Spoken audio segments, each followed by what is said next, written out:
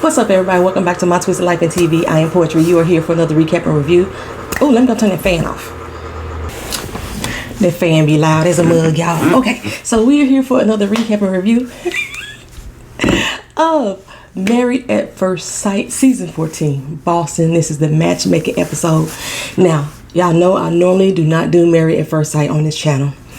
A few of you have asked me to do it repeatedly. I attempted to start Season 12. They got on my dang on nerves. Now, I have tried to watch this show before on my own, and I usually don't make it past the honeymoon portion. Once they get past there, the people get on my nerves so bad that I turn it off. So I forced myself to watch a couple seasons all the way through. I want to say it was like season 4, maybe season 6, season 5, and season 4, season 6. I think I forced myself to watch all the way through. Okay, so I'm back this year to watch season 14. I think I'm gonna get through it just based off of this matchmaking episode. I did watch season 13 last year. I did not review it as I stated, but I was all over Twitter with my comments. So I was like, okay. I saw that they changed a little bit the formatting, which probably helped in my opinion. It's like once I noticed season 13 that I didn't see in the previous years that I finished, is that they forced all the couples to live in the same apartment building. And they had continuous meetups with the groups. Like in the previous seasons, I've seen maybe they met up once or twice, for an outing. But in last season, they met up like almost every other episode. It seemed like they had some type of group event, which I think was good because they could bounce ideas off each other, share each other's experience and things like that. Last year we had a fourth host, Gil. He was asking everybody questions in everybody's business, you know what I'm saying? But it was cool because we got to, without that we wouldn't have gotten half of the information that we got. Let's see. One thing I noticed about Pastor Cal is that from the first seasons that I watched to now, he has kind of changed his stance on interracial marriages. He used to be the one that wanted to like just help build strong black families and was very focused on that. Now I think that he's more open and receptive to interracial marriages. Personally, I would have loved to see more, strong black families represented. And if we're going to do interracial couples, let's do more than just black and white. You know what I'm saying? There's other races that mix together, that blend together. But that's just me. That's just my opinion. Because everybody love who they love. You know what I'm saying? They got their own flavor of love. Okay, so I know that you guys realized from last season that Bao and Zack hooked up, and there was rumors that Johnny and Mirla hooked up. Interesting. The Bao and Zack situation actually infuriates me. It really does. A lot of people, I think, cape for them or ride for them. They was like, they found love. It wasn't with the person they was with. They just happened to fall in love with who they want to fall in love with. My thing is that y'all consider these people around you to be friends. That's how y'all represented yourself on the show. I know y'all didn't know them as long as y'all knew y'all spouse or whatever, but y'all sat here and said how closely bonded that each of you were, that you found friends for life, and then you go hook up with a former spouse, like immediately. Zack and Bao, we're gonna get to them because they actually came through in the last there was a follow-up episode where there was a panel of people talking about their predictions for this season. I kind of wish I hadn't watched that because they showed too many spoilers for me, and I don't like to have spoilers. I don't like to have sneak peeks. For those of you who don't know, I don't do sneak peeks. I don't do spoilers. Don't come over here talking about the trailers. I don't care what happened next week. If it happened on Instagram, you can probably tell me, but don't tell me too many details. I like to find out stuff on my own. If you're not a subscriber to this channel, go ahead and subscribe now. Hit the notification bell so you can have all your videos informed on when they're going to post, because I don't have a specific schedule when I post these. And if you are a subscriber already, go ahead and join the channel. That way you can get access to early releases of these videos without the commercial or ad breaks and other exclusive perks for members only. All right, now I got that out the way. So I think I might try to combine both the matchmaking episode with the panel discussion that came later. And that's where Zack and Val appeared, talking about their newfound love. I think Gil and Michaela was also there, and a few other people from other episodes.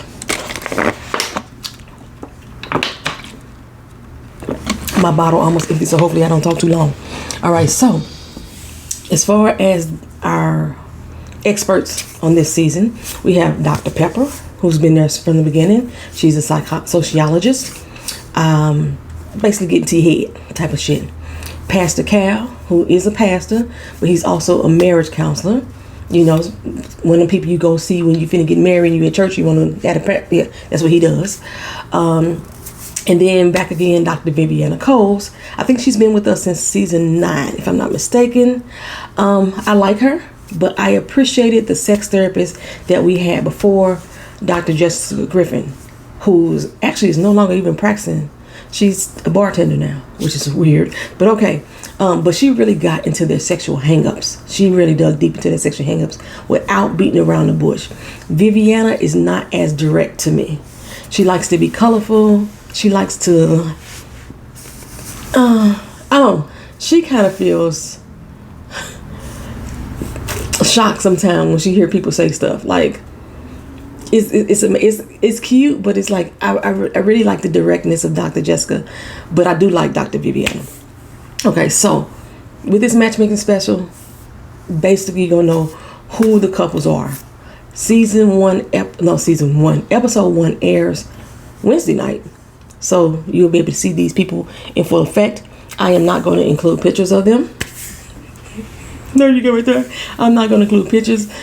But I'm going to be very opinionated about what I saw. So the matches, like I said, are all over the internet. So if you think you're getting a spoiler from me right now, you're not. They all over the internet, saying who their names are and everything.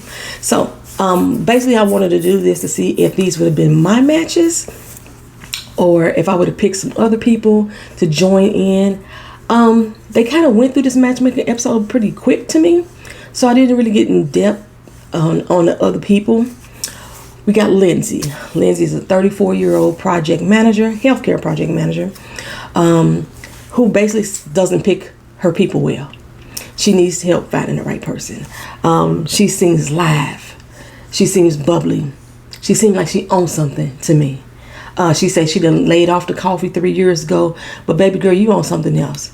She has a lot of nervous energy that she tries to put off as confidence. That's what I see in her. I think she wants to be treated like her cats.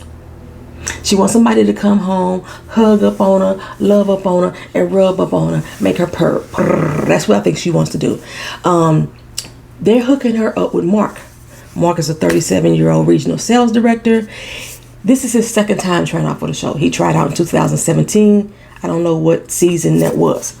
But my thing is, it's 4 years later, and he still has not found a love on his own. I find that strange. I think Mark is a bad choice. It's for somebody who's ready to be married.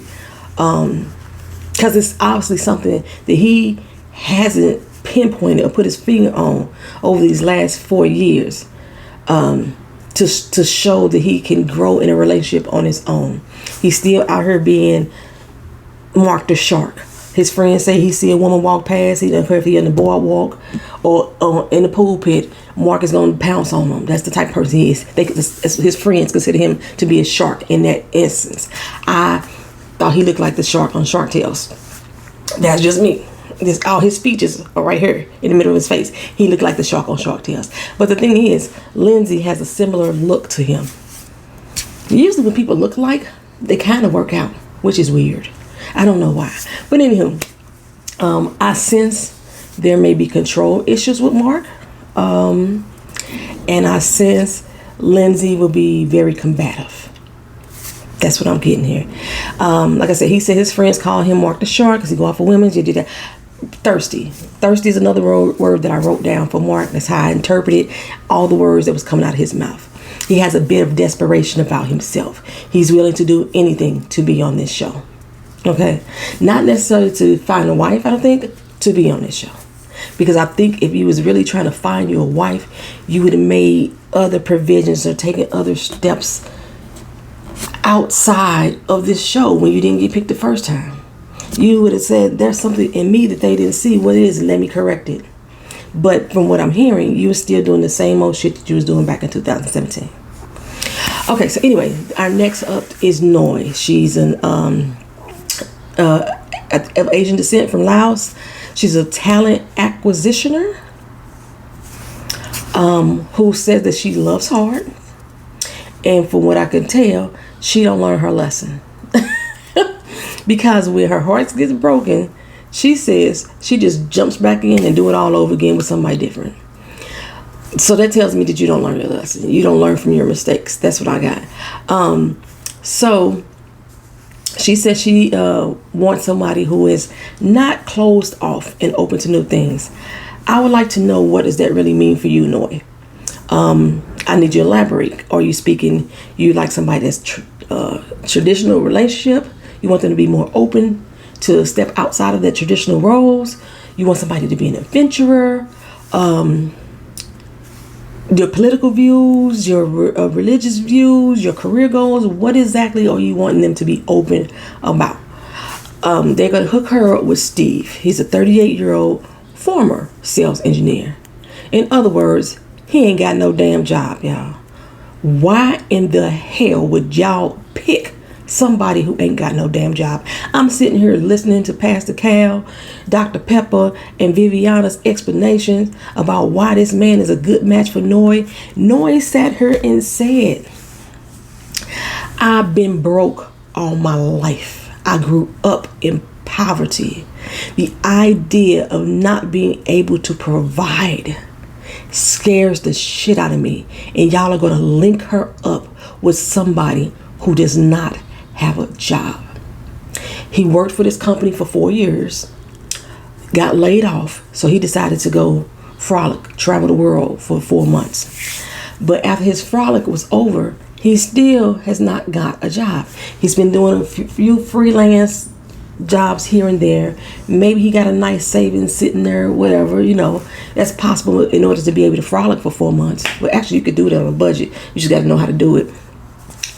But he had some type of savings built up, which is a good thing. But right now, in his mind, he has no desire to go back to work.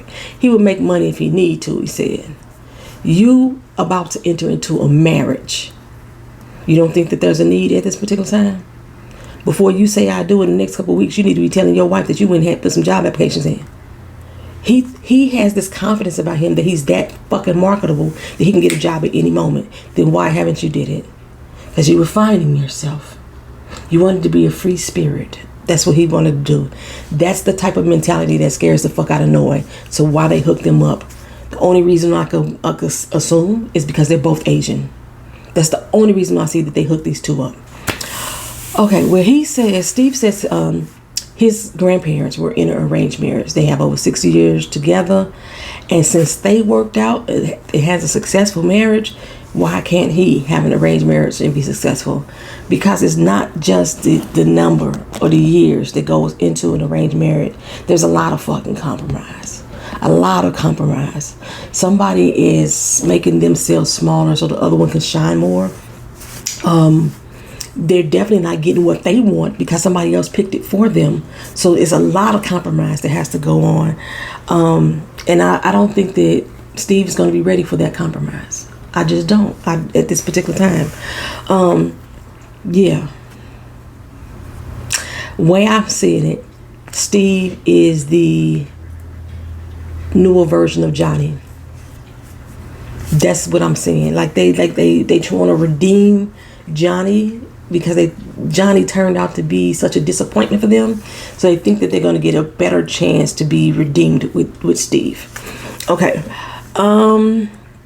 Katina, 30-year-old benefits calculation analyst. Basically what that means is that you're trying to get your employee benefits. She the person in HR that you go to, and she help you calculate what you qualify for. That's what that is. Once she started speaking, I wrote down the word spoiled. Next to that word, I wrote down bougie.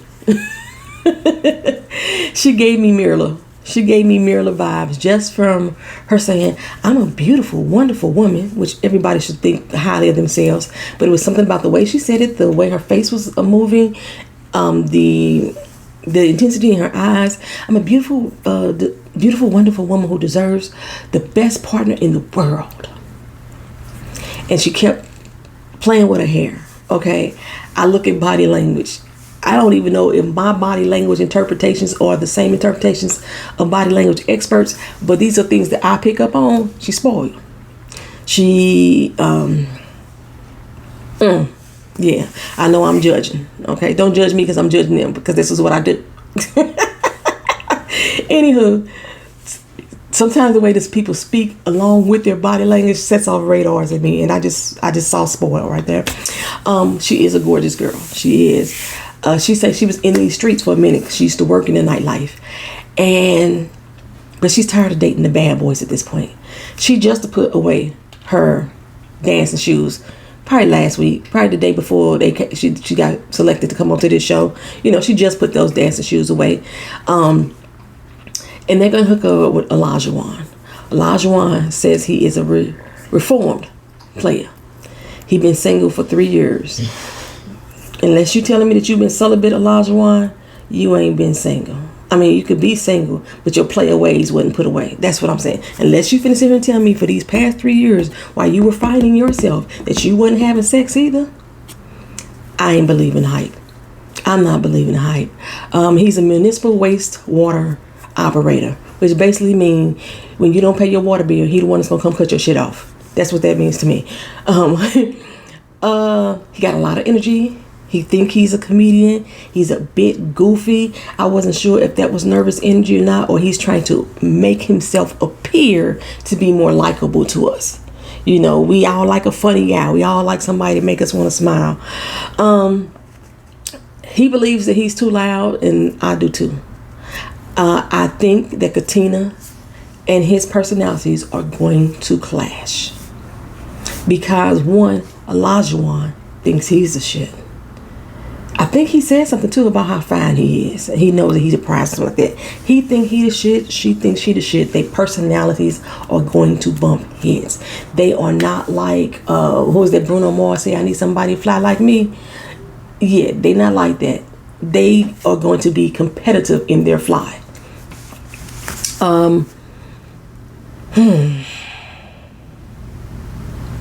He said he wants a woman as fine as he is, though. So, you know, Katina would be that. So, Jasina. Jasina, she's 29. She is a school teacher. She loves facial hair. And they're hooking her up with Michael, who has a face full of facial hair. Okay. The good thing they're not doing like they did last year, because Mirla said she didn't want a bald guy. Who they give her? A bald guy? Well, Jasina wants a big family because she came from a big family. She's come from a family of 9. So not somebody not wanting kids is a game changer for her. She has a very seriousness about herself. I noticed this a lot with West Indian women from Jamaica. No shade, but y'all have this appearance of being very hard, like very unapproachable. You know, with all the beauty, like people, you're intense. You have an intensity about yourselves. Most Jamaican women that I know, and these are just from the ones I know, that's what I gather from them. Even the ones I just see, it's just an attitude, a demeanor similar to people that are from New York. It's very few people that I know from New York who seem to have like a soft energy about themselves. Because it's something like they have to be on guard all the time.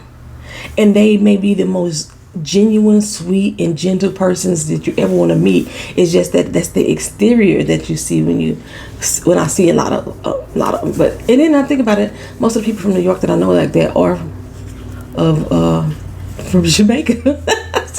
So my bad. I don't mean to shade Jamaicans. I love my Jamaicans, but still, that's just the demeanor. You got to get to know them. You really have to tear down that wall to get to know them, to see that softer side of them. So Michael's 28. He's a personal trainer. He said he's been there, he's done that. He's been a hoe as well, right? He done with all that frolicking around.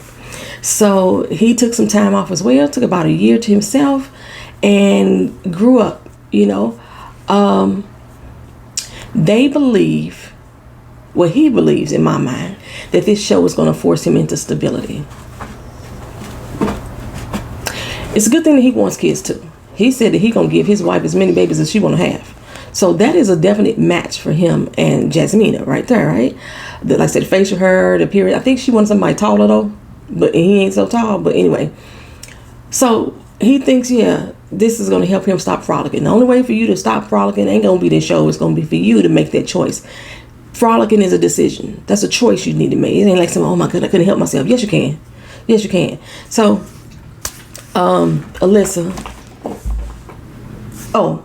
Michael has 4 sisters. I think it was 4 sisters. 3 or 4 sisters, right? They are very protective over their younger brother. He seems to have a very serious demeanor about himself as well. I think this couple is going to work if they can make each other smile. Because Pastor Cal said that too. You seem very serious, and his sister's like, no, he is a ball of. He can be intense, but yeah, when he get going, he get going. They are going to have to pull that joy out of each other, him and Jasina, in order to make this work. They both are going to have to knock down each other's barriers. One of the things that Jasina said she did not want to have to do though, she did not want to have to lead. She tired of leading. That's why I'm saying she has that demeanor, that defensive demeanor on the outside. She wants to be soft. She wants to be, you know, a nurturer, because she's a school teacher. Most school teachers are nurturers anyway. But so she wants somebody that's going to like help let that part of her shine. So she doesn't want to be the one who always got to ask the questions, got to be all the ones got to start the communication. She don't want to be the one that got to always pick where we going tonight, what we doing. You know, she don't want to be that one. She needs somebody who's going to lead. And I don't think that that's going to be Michael. I think that Michael is going to be the one that's going to try to sit back and let the chips fall where they may. If it happens, it happens, you know. I don't see him as the leader person. However, his sisters did tell him that is what he's going to need to be in order to make this marriage successful. He's got to start being considerate of the person that he's with. Okay. I think they're going to work though. For some reason, I think they're going to work. Next up is Alyssa, who's a 30-year-old social worker. And she is a dog rescuer. She's a humanitarian. She loves animals. Why do we call people who love animals humanitarian? Those aren't humans. It should be an animalitarian. Animalitarian. That don't sound right though. I guess humanitarian sound better. Anyway, she loves animals. She said she's tried everything to find the right match with no success. She got ambition in almost everything she does. And they hook it up with Chris, a 31-year-old realtor, who basically says the same thing. He doesn't know how to pick them. He's had bad luck. Did I say she was a social worker? Alyssa is a social media manager. That's what she is. She's a social media manager. Alyssa, to me, seems fake. She seems faker than a $2 bill. I'm picking up conservative. That doesn't make her fake. That's just what I'm picking up from her. And when she made this statement that she has tried everything to find the right match without success, it lets me know she doesn't take any blame in what her actions were in the relationship. I think they mentioned that she had her last relationship ended quite abruptly. She was with this guy. They were going to counseling, I believe it was. And during the counseling session, he ended the relationship. Basically, he needed a mediator to help so you wouldn't pop off. Probably he needed a mediator to be there to say, this is it, I'm done, I'm over with. He wasn't really there to reconcile the relationship, but she claims she doesn't know why. I don't know what happened. I don't know what made him change his mind. We were supposed to be getting married. Is she the one that said she went to the therapist? She said they were supposed to be getting married and went to marriage counseling. I thought they were supposed to be getting married though. Who was another person that's supposed to be getting married? The girl Lindsay. Stop. The girl Lindsay. She was supposed to get married too, and 5 days before her doggone wedding, he called it off. That tells me a lot about Lindsay. Something ain't right with Lindsay. The first girl, the one they hooking up with Mark and Shark, the one I said something is wrong with her and she probably owns something, she's not on caffeine anymore. Yeah, that tells me a lot about you, girl. Somebody called your wedding off. The guy called your wedding off 5 days before and you claim you don't know why? Lies. Same thing with Alyssa. Lies. You just don't want to take responsibility for your actions in whatever went wrong. And sitting here saying, I don't know what happened. Lies. I don't believe that. I don't believe that. Chris. I think that their views, because I'm seeing her as a conservative, I'm seeing Chris as somebody that's a little bit more liberal. I think he's a YouTuber. Is she a YouTuber too? She's a social media manager. I think he's a YouTuber. He's a realtor that does his YouTube videos. So I think that's one of the reasons why they matched him too, because they both have that social media presence. This man has a dog cage, y'all, with toys. Hey. With toys, water bowl, all that right there inside the cage. No dog. He ain't even been down to the pet store to go look at a dog. He ain't went to an adoption shelter to go search for a dog. He ain't inquired with his friends, or y'all got letters coming that I can get one. He just knows he wants a dog one day. Getting a dog ain't hard. It's not hard, Chris. Vito. He can get this one because he won't shut up barking while I'm doing this video. Over there now. Sit it down. Be quiet. So yeah. He bought a cage. I thought that was so strange. Now, it kind of works hand in hand that Alyssa rescues dog so they'll have some place to sleep. But your ass bought a damn dog. That's like going out. I'm not pregnant. I'm not having sex. I'm not inquiring with adoption agencies. I'm not doing IVF treatments. I didn't freeze my embryos or nothing like that. But I got a whole nursery set up in my room. Because one day, I want a baby. That's crazy. That's crazy. But that's Chris. That's Chris. Him and Alyssa gonna clash. They gonna clash. It was 1,500 applicants this year. The numbers, they steady increasing. I actually wanted the dude named Adam who said he wanted his peanut butter to his jelly. I wanted to see him chosen. I think he would have been fun to watch, and see who they would have hooked him up with, because that would have been a lively relationship.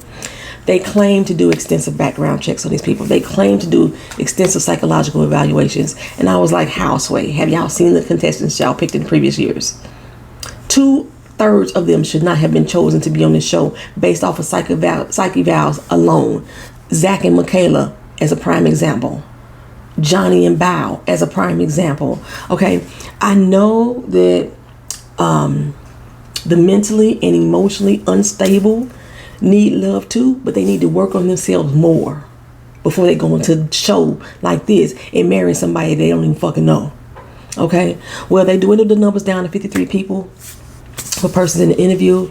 I kind of wish the guy Neil, the 46-year-old startup exec, the one that had looked like he was going to be able to do yoga and meditation at the same time, I wish they would have chose him. He was eye candy for me. I would have loved to see what type of woman that they would have picked with him. They could have picked, some sage burning sister, Nama staying up in the joint. They could have did that, but nah. So Lindsay said that they started asking him about the this was the one-on-one interviews that we were talking to them. Lindsay say, cleaning house is what turns her on. taking out the trash turns her on. I fell out laughing about this because if y'all know my girl Sass Scales on Sass Scales channel, Sass is always saying what turns her on? Overtime. And when Lindsay said that taking out the trash, cleaning the house turns her on, that's immediately who I thought of was Sass. So they are so impressed with Katina's beauty, right? So this is why she got chosen. Mark, they giving him a second chance. If anybody come back for a second chance and he really wants it, something's really wrong, in my opinion. They canceled out my boy Neil because they said that he would be good in Ibiza, but not on this show. Ibiza is supposed to be where the adults go to get nasty and get freaky, just like hedonism. That's what Ibiza is up on. Okay, in other words, they think Mark is a player. So I was surprised that they was impressed with Joanna, because Joanna seemed like she'd have been a good match for Neil to me. And I was surprised that they was impressed with Leah. I didn't see wife material out of either one of them. Either one of them. Joanna seems like a relationship girl, but not a wife. And that's why I would have put her with Neil. Anyway, Leah just seemed too homebody for me. Okay, so during the home visits, they go to Mark. Like I said, they put Mark and Lindsay together because they both got a lot of cats. Between the two of them, they got 5 cats. And I was like, please don't tell me this is why they think that's a good idea together. 5 cats in the same household, cats that don't even know each other, is not a good idea. But they think that Mark has matured from his first audition. They think he was a little bit more shallow back then. I think that Mark just researched what it was needed to be said to be on this show. So for Mark, though, it was a toss-up between him, Joanna, and Lindsay. I was like, give me a fucking break. Joanna is too out of Mark's league. Joanna was too out of Mark's league. But, so they gave Mark Lindsay. Other than the cats, I think they will be both goofy together. I just think that there's something off with Lindsay that will throw off this relationship. She's a nurse, though. And he basically is taking care of his mom and his grandmama. And if they can match energies there and get past whatever Lindsay's issue is, I hope we find out soon, they might work out. I don't know for how long, though. Elijah Wan, like I said, he's super tatted up. Katina like tattoos. He said he wants a traditional relationship. I don't think that's Katina. She said, Katina's still living at home with her mama, so it may be very well that she just wants to be with a man that's going to take care of her. I don't think that's Elijah Wan. I think Elijah Wan take his idea of a traditional relationship is letting the man do what he want to do when he want to do it. That's what I think his idea of a traditional relationship is. Viviana says that he is very emotionally expressive, which worries her. And I was like, please don't be another Zack. I don't think it's going to be another Zack, though. I think that his emotional expressions are going to be kind of like outburst. Who was the dude Rachel was with last season? Jose? Yeah, I think that's what Elijah Wan's emotional expression is going to be more like.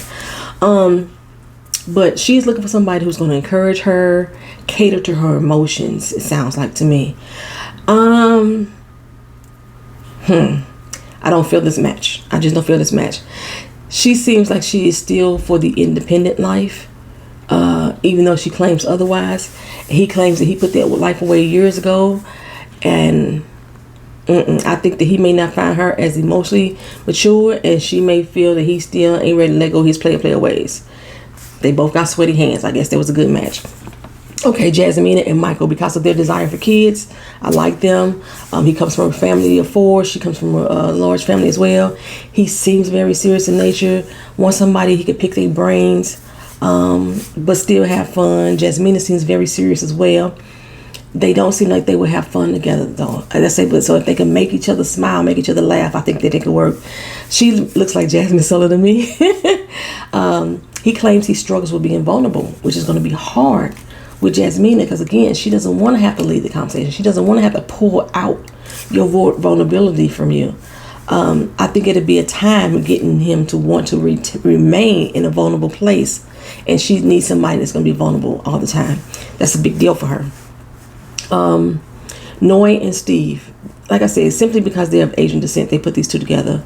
She seems a lot more bubbly. She has an alter ego called Noisy.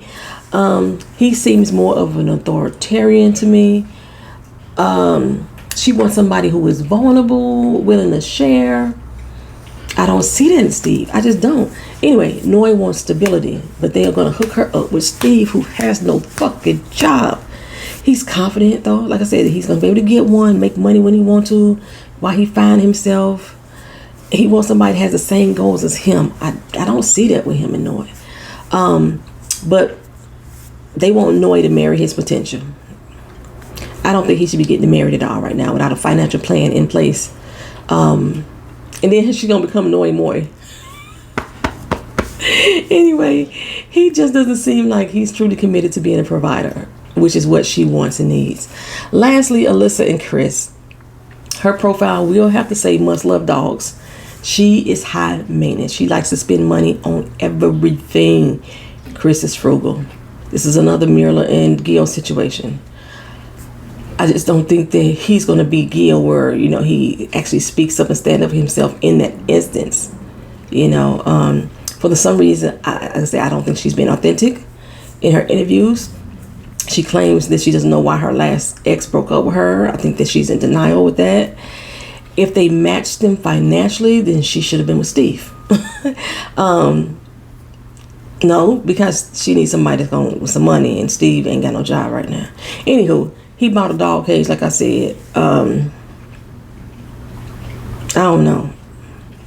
I don't know about these.